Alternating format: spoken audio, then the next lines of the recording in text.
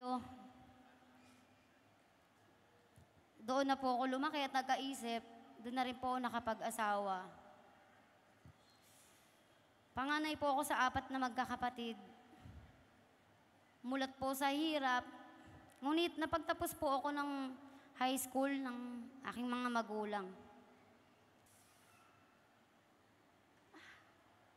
Mapatunayan ang aming mga sarili. Naging priority kami.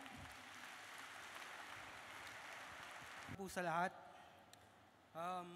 Ako po si John Andrew Sopenaski.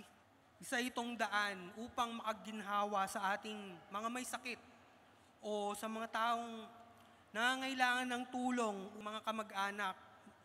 Programang ito. Magandang hapon po ulit. Ang ating mahal na Pangulo, ang ating inspirasyon. Maupo tayo lahat. Sa init ng pagtanggap nyo, kung pwede lang ako na magpa-file.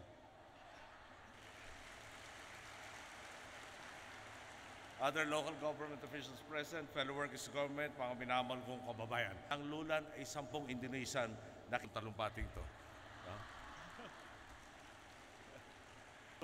Matatagalan pa yung pagkukunan ng datos, Lunes na kami nag-usap.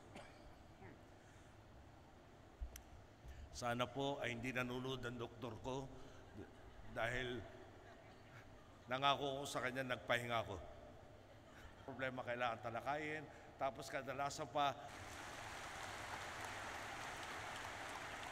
mga kasama, doon na nga po tayo sa maliwanag na ipaglalaban ng sambayan ng Pilipino. Para ipaglaban ng lahat. Magandang hapon po, maraming salamat sa inyo lahat. Thank you very much, Mr. President.